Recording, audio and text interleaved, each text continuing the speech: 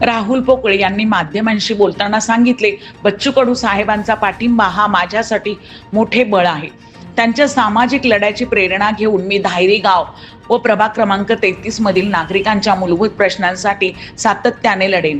ही कचेरी सर्वसामान्य नागरिकांसाठी नेहमी खुली राहील. या कार्यक्रमामुळे राहुल पोकळे यांच्या प्रचाराला मोठे बळ मिळाले असून धायरी गावातील राजकीय वातावरण अधिक तापल्याचे चित्र पाहायला मिळत आहे. तर काय सांगाल, एवढं वर्ष पक्षाचं काम केलं, घराघरामध्ये दादांचं काम करून पक्ष पोहोचवला, पण तुमच्यावर आता अपक्ष लढण्याची वेळ येते. मागच्या 2 टर्मला मी अपक्ष उभा राहिलो, अगदी 70-80 मताच्या फरकाने विजयापासून दूर राहिलो. त्यावेळेस मला हितचिंतक काही प्रेम करणारी मंडळी मला अशी म्हणली, राहुल तो आता खूप स्ट्रगल केलाय, चिन्हावर थोडासा घोटाळा होतोय, तर आपण एक काम करूयात, आपण पुन्हा एकदा पक्षात जाऊयात, अत्यंत चांगलं काम करून दाखवून चिन्हावरती लढू. आणि काय मला दुर्दैव मला समजत नाही, 3 वर्ष पक्षाचा प्रचार केला, घरोघरी त्या चिन्ह पोहोचवलं, घड्याळ चिन्ह पोहोचवलं, घड्याळ सगळे पोहोचवलं आणि तुतारी माझ्या वाटायला आली.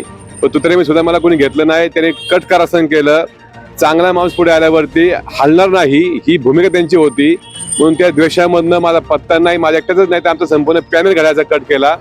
आता थांबणं शक्य नव्हतं, जनरेटा होता, मतदारांचा कौल होता की आपण लढलं पाहिजे, थांबून चालणार नाही, म्हणून पुन्हा एकदा अपक्ष लढण्याची वेळ माझ्यावरती आली. परंतु त्याला मी कमजोरी समजत नाही, ती माझं बळ मी समजतो. कारण आता अपक्षाला जे बळ मिळते ते पक्षाच्या प्रतिष्ठित आणि चिन्ह असलेल्या माणसाला सुद्धा मिळत नाही, असे आमच्याकडे वातावरण आहे.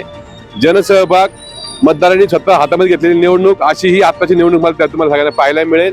त्यामुळे चिन्ह मॅटर करत नाही, माणूस तोच आहे, चिन्ह बदललंय, त्यामुळे फरक पडेल असं मला अजिबात वाटत नाही. अपक्ष असूनही प्रहारने तुम्हाला पाठिंबा दिला असं तुम्हाला काय वाटतं? मला या ठिकाणी आनंद वाटतो की बच्चूभाऊ खोडे हे सामाजिक काम करणारे तळागाळातले मास लीडर आहेत, जमिनीवर राहून काम करतात, खूप चांगलं उमदं काम त्यांच्या संपूर्ण महाराष्ट्र लोकांना परिचित आहे, धडाडीचे नेते आहेत, कार्यकर्ते आहेत, आक्रमक आहेत. त्यांनी अनेक दिव्यांग बांधवांना या ठिकाणी कायमस्वरूपी ते मदत करत असतात. लाखो दिव्यांग बांधव त्यांच्या सपोर्टला उभे असतात. आजही माझ्यासोबत या ठिकाणी काही दिव्यांग बांधव आहेत, तर त्यांचा सपोर्ट खूप मोठा आहे. मला आनंद वाटतो की बच्चूभाऊ खोडे यांच्या प्रहार संघटनेचा आम्हाला 3 शहर ते पाठिंबा देत आहेत. मी पूर्वीपासून बच्चूभाऊंच्या संपर्कामध्ये आहे, अनेक कार्यक्रमानिमित्त आम्ही एकत्र भेटलेलो आहे. राष्ट्रसेवा समूहाच्या अनेक कार्यक्रमाला ते आलेले आहेत. या ठिकाणी बच्चूभाऊंच्या प्रहारप्रमाणेच काल आम्हाला पुरोगामी संघटना ज्या महाराष्ट्रावर काम करतात त्यांचा सर्वांचा पाठिंबा येऊ लागला आहे. काल संभाजी ब्रिगेडचा देखील पाठिंबा मिळालेला आहे. उद्या परवा अजून वेगवेगळ्या संघटना, वेगवेगळे आपचे पक्ष असेल किंवा अनेक असेल, असे सगळेजण या ठिकाणी पाठिंबा देत आहेत. या पाठिंब्यामुळे बळ वाढते, मानसिक बळ वाढतं, लढण्याची ताकद मिळत आहे. या पाठिंब्यानंतर तुमची पुढची रणनीती काय असणार? या पाठिंब्यामुळे जरी बळ वाढलेलं आहे, त्यामुळे मी बच्चूभाऊंच्या माध्यमातून प्रहारच्या सर्व कार्यकर्त्यांना सहकार्याने विनंती करेल की ही निवडणूक बच्चूभाऊंच्या प्रहारच्या एका सहकार्याची आहे समजून आपण सर्वांनीच या निवडणुकीमध्ये ताकदीने सहभाग झाले पाहिजे. या भागामध्ये अनेक दिव्यांग बांधव आहेत, त्यांच्याकरता बच्चूभाऊंनी काम केलंय. त्या सर्व दिव्यांग बांधवांचा या ठिकाणी मोठा प्रभाव आहे. त्या सर्वांनी ठरवलं तर आपल्या चांगलं मतदान या त्यांच्या माध्यमातून होऊ शकतं. अशा प्रकारे प्रकारे प्रत्यक्ष अप्रत्यक्ष बच्चूभाऊंचा मला त्यांच्या सर्व कार्यकर्त्यांचा खूप चांगला फायदा या निवडणुकीमध्ये होणार आहे, याच्याबद्दल शंका नाही.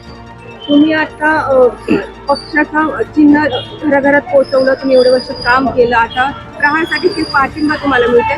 सध्या कुठले मुद्दे घेऊन तुम्ही लोकांसमोर जाता? मला सर्वात पहिल्यांदा लोकांना हे सांगायचं आहे की अनेकांना असं शंका येते की अपक्ष उमेदवार राहिले चालेल की नाही चालेल.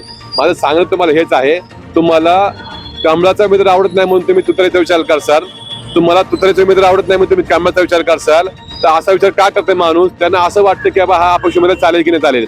पण मी अपक्ष उमेदवार तेवढ्या तोलामोलाच्या ताकदीचा आहे की ज्या पक्षाचे जे उमेदवार आहेत त्यांच्यापेक्षा तुल्यबळ आपली सगळी ताकद आहे. आपल्या मागे खूप चांगला जनसहभाग आहे, मतदारांचा कौल आहे. त्यामुळे तुम्ही कोणताही पर्याय न शोधता आपण सर्वांनी सक्षम पर्याय जो 36 आम्ही तुम्हाला दिलेला आहे तो पर्याय शोधावा. या ठिकाणी सर्वांच्या ताकदीवरती, आशीर्वादावरती आपला विजय आपण निश्चित करणार आहोत. आणि त्याच्यामध्ये आता बच्चूभाऊंची या सर्व लोकांची ताकद माझ्या मागे उभी राहत आहे. मला खात्री आहे या भागाचा विकास मी नक्की करू शकतो, व त्या अर्थाने आपण सर्वांनीच सोबत राहावं व या ठिकाणी हा विजय सोपा करावा. सत्तेत आल्यानंतर प्रभागासाठी पहिले 3 निर्णय कोणते असतात? सत्तेत यायच्या अगोदर मी खूप चांगली कामं केलेली आहेत. पहिले 3 निर्णय माझे हे असणार आहेत की या 32 गावांच्या विषयावरती आपण सातत्याने गेल्या काही वर्षांपासून काम करत आहेत की या भागाला खूप मोठा महापालिकेचा टॅक्स येतोय. सुविधा अजिबात नाही, टॅक्स मात्र भयंकर आहे. म्हणजे जो टॅक्स लक्ष्मीला लागतो तो टॅक्स आमच्या धायरी गावातल्या, शिवण्यातल्या, उत्तम नगरमधल्या लोकांना लागत आहे, पण सुविधा मात्र अजिबात नाही. सुविधांची प्रचंड वाहनं आहे, विकास कामं कोणती झालेली नाहीत. त्यामुळे पहिलं माझं काम आहे जे मी आता बऱ्यापैकी पूर्ण करून ठेवलेले आहे. मार्च एंडच्या अगोदर या 32 गावातील या 9 गावातील लोकांना नवीन टॅक्सची सुधारित बिलं ग्रामपंचायतच्या धर्तीवर दुपटीने कशी आकारणी होतील व येतील याचं सर्व प्रयोजन करून ठेवलेलं आहे. येत्या मार्च अखेरपर्यंत सर्वांच्या हातामध्ये मी बिलं देणार आहेत. या सगळ्या भागांमध्ये अनेक बेकायदेशीर बांधकाम झाल्यामुळे त्या ठिकाणची दस्त नोंदणी रखडली होती. जवळजवळ 2 ते 2.5 लाख लोकांची दस्त नोंदणी रखडली. गोरगरीब माणसं आहेत, फ्लॅट घेऊन राहत आहेत, कर्ज होत नाहीयेत, फ्लॅट नावावरती होत नाहीये, फ्लॅट नावावर होत नाही म्हणून टॅक्स पावती येत नाहीत, असे सगळ्या दुष्टचक्रामध्ये अडकून पडलेले आहेत. यासाठी पुढचे दुसरं काम असणारे दस्त नोंदणी चालू करणं, तिसरं काम असणारे गुंठेवारी चालू करणं आणि अशी खूप कामं आहेत. पण चौथंही काम सांगून ठेवतो, या भागातल्या लोकांना पाण्याचा भयानक प्रॉब्लेम आहे. ते प्रॉब्लेम जातात त्यांना लोक जागोजागी सांगतात. या नवीन गावांना पाणी कमी पडते याच्यावरती विचार झाला, अभ्यास झाला व त्या माध्यमातून पालकमंत्र्यांनी विचारणा केली, त्याच्या बैठका लावल्या. आनंदाची गोष्ट अशी आहे की मी त्यामध्ये सक्सेस झालो.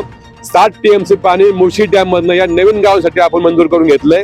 पुढच्या काळामध्ये पाण्याचा विषय देखील मार्गी लावणार आहे. हे 3-4 विषय आहे, खरं तर विषय खूप आहेत, पण त्यातले हे प्रमुख 4 विषय आहे की तातडीने मी हातामध्ये घेईन. ट्रॅफिक आहे, रस्ते आहे, तेही होणार आहे, पण पहिला विषय मी पाण्याचा घेणार आहे. पाणी मी काही करून लोकांना देणार आहे. कॅमेरामन पियुष भाटेसह पारस मुथा यांचा रिपोर्ट.